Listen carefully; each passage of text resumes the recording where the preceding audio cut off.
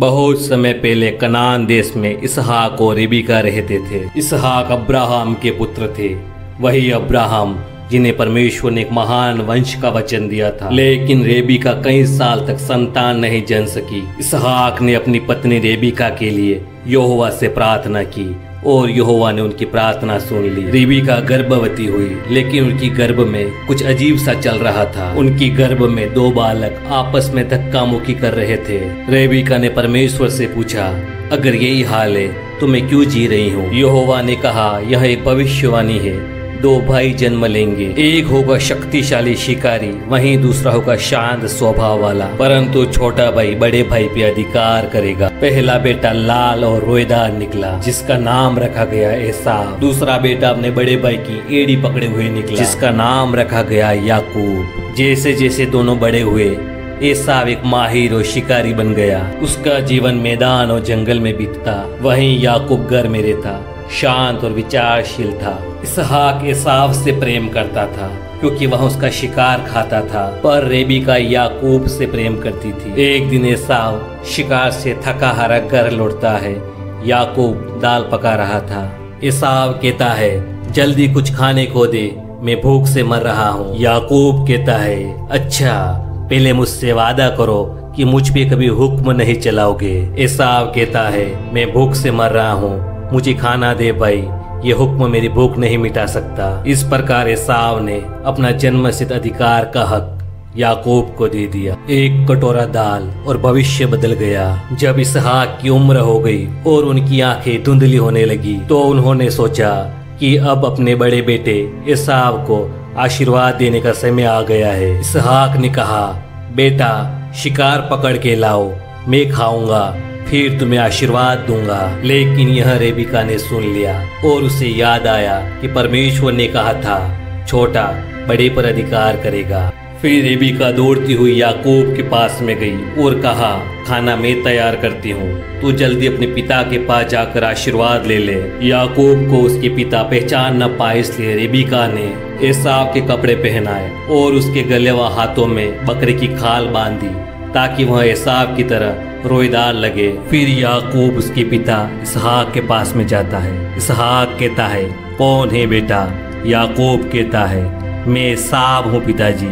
लेकिन इसहाक कहता है, आवाज तो याकूब की तरह लग रही है। लेकिन याकूब ने कहा, नहीं नहीं पिताजी, मैं आपका बेटा एसाव ही हूँ। आखिरकार इसहाक ने याकूब को एसाव समझकर आशीर्वाद दे दिया कि हर जातियाँ तेरी सेवा करें और तेरे भाई तेरे दास हो।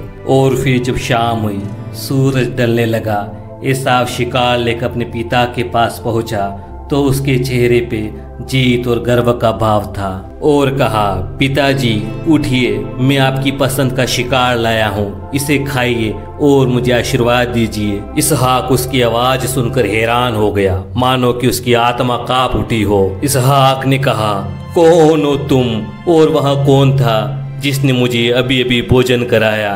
मैंने उसे आशीर्वाद दे दिया और वहाँ आशीर्वाद सदा बना रहेगा। यह सुनकर एसाव को ऐसा लगा मानो कि किसी ने उसके दिल में तीर मार दिया हो।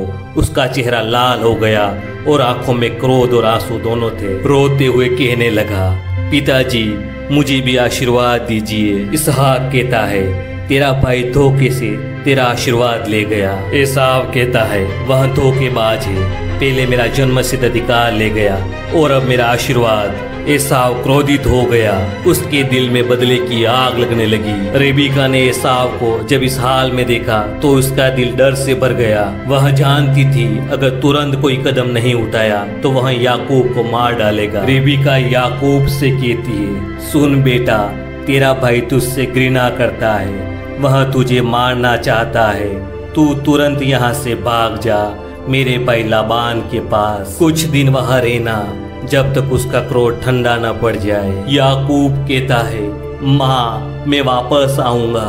रेबिका कहती है, हाँ प्रभु तुझे वापस लाएंगे, लेकिन अभी भागना ही तेरी जान बचाना है। रेबिका ने इसहाक को समझाया कि याकूब को कनान की स्त्रियों से विवाह नहीं करना चाहिए, इसलिए उसे हारान भेजना जरूरी है। इसहाक ने याकूब को बुलाया, एक और आशीर्वाद दिया। याकूब ने अपने माता पिता को अलविदा कहा, अपना सामान उठाया और एक लंबी यात्रा पर निकल पड़ा। हर कदम पे पीछे मुड़ के देखता, मानो अपनी घर की एक आखिरी झलक ले रहा हो। एक दिन याकूब को सपना आया। उसने देखा कि एक सीढ़ी धरती पे खड़ी है, उसका दूसरा सिरा आकाश की ओर पहुंच रहा है। यहोवा ने कहा, मैं तेरे संग हूँ, तू जहाँ कहीं जाए मैं तेरे साथ हूँ और तुझे इस देश में वापस लाऊंगा। फिर वह हारान पहुंचा। वहां उसने कुएं के पास में एक सुंदर युवती को देखा जिसका नाम था राचेल। वह लाबान की बेटी थी। याकूब ने कुएं का पत्थर उठाया, भेड़ों को पानी पिलाया और राचेल ने अपना परिचय बताया। राचेल ने अपने पिता लाबान को याकूब के बारे में बताया और लाबान ने याकूब का स्वागत किया। लाबान ने याकूब से कहा, क्या तुम मुफ्त में सेवा करोगे? याकूब ने कहा, मैं तुम्हारी बेटी राचेल के लिए 7 साल तक काम करूंगा। याकूब ने 7 साल तक ऐसे काम किया जैसे कि मानो कुछ ही दिन बीत गए हो, क्योंकि वह राचेल से प्रेम करता था। 7 साल पूरे होने के बाद लाबान ने धोखे से अपनी बड़ी बेटी लिहा से विवाह करवा दिया। जब उसने सुबह उठ के देखा तो वह राचेल नहीं थी। याकूब हैरान हो गया और वह लाबान से पूछने लगा कि ऐसा क्यों किया। लाबान ने कहा, यह हमारी परंपरा है कि बड़ी बेटी का विवाह पहले करते हैं। लेकिन लाबान ने अपनी बेटी राचेल को भी पत्नी के रूप में याकूब को दे दिया और लाबान ने शर्त रखी कि वह 7 साल और सेवा करेगा। इस तरह याकूब की 2 पत्नियां हो गई, लिया और राचेल। लिया ने संतानों को जन्म दिया, वहीं राचेल बाज रही। वह उदास बैठकर परमेश्वर से प्रार्थना करती रही। अंत में यहोवा ने राचेल की गोद भरी और उसने यूसुफ को जन्म दिया।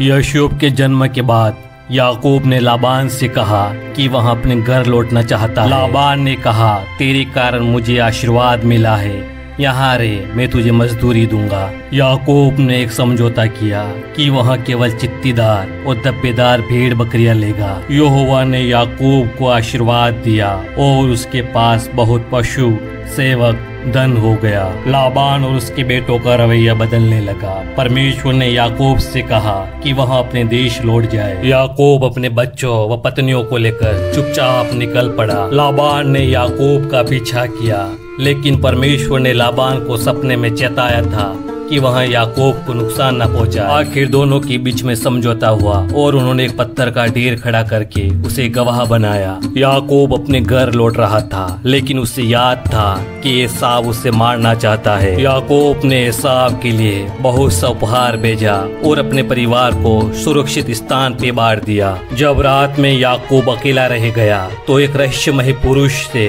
पूरी रात याकूब ने कुश्ती की। वह स्वयं परमेश्वर का दूत था। उस दूत ने उसका नाम बदलकर इज़राइल रखा। जो स्वयं परमेश्वर और मनुष्य से लड़ा वह जीता। जब सुबह एसाव ने याकूब को आते देखा 400 लोगों के साथ, लेकिन वह दौड़कर याकूब के गले लगा और दोनों भाई रोने लगे। दोनों अलग हुए, लेकिन मन को शांति मिल गई। फिर दोनों भाई इसहाक के पास में पहुंचे। इसहाक का निधन हो गया और दोनों भाई ने मिलकर उसका अंतिम संस्कार किया। दोस्तों, परमेश्वर यही चाहता है कि हम आपस में प्रेम से रहें। दोस्तों, अगर आप भी आपस में प्रेम से रहते हैं और परमेश्वर से प्रेम करते हैं तो वीडियो को लाइक करें, अपने दोस्तों में शेयर करें, वह चैनल को सब्सक्राइब करें। परमेश्वर आपको आशीष करे। आमीन।